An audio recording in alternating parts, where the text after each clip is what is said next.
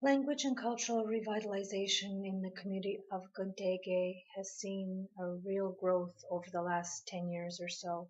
In the late 1990s, we only had a handful of older speakers who weren't really using the language in public, probably because there was no one for them to speak to. And so steps were taken to get some programming in place to revitalize and rebuild the Mohawk language in the community. And it was a group of community members that became known as Tyonnheht Onkwawenna Language Circle. It started out with a adult language program in 2003. Other people in the community have been real catalysts in making sure that we are going to have language and culture in our community for our future generations. And I see it growing everywhere. We have adults learning the language now. We have children learning the language. We have a longhouse, and it's actually graduates of the adult language program in the community who are the speakers and conducting ceremonies in the language. Graduates of the adult language program are teachers at all three levels of our educational immersion programs.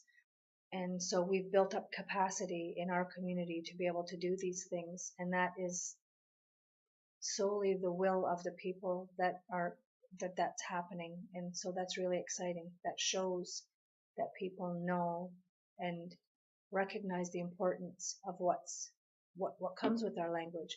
It's not just a mode of communication. It's our traditions, it's our culture, it's our identity, our Kenhteke identity of being a Mohawk person.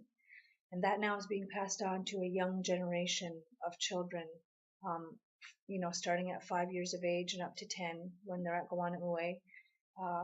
And so those children in the program are learning not only how to speak the language, how to communicate in the language, but they're also learning the songs, the dances, the speeches, and everything that comes in our language, everything that's embedded in it, all those values and the worldview that we carry, the being good stewards of the land, caring for Mother Earth.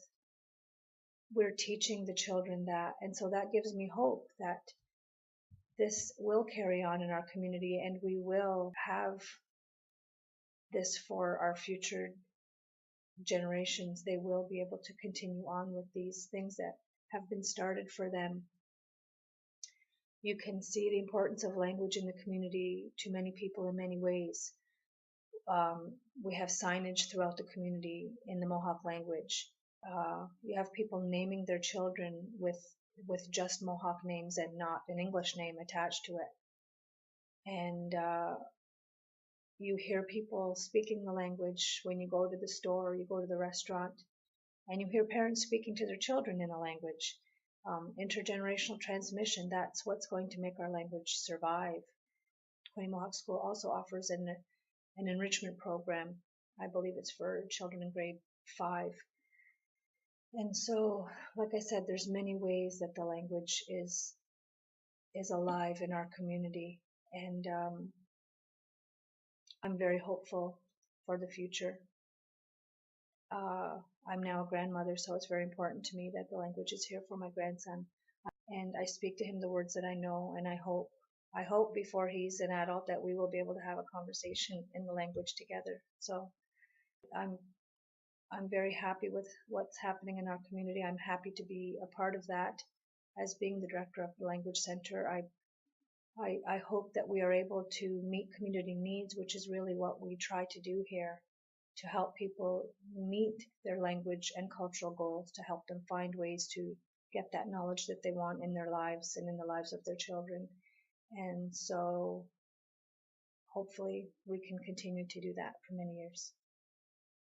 Hey yo, hi yo, ho, hey, hi yo, ha yo, ho.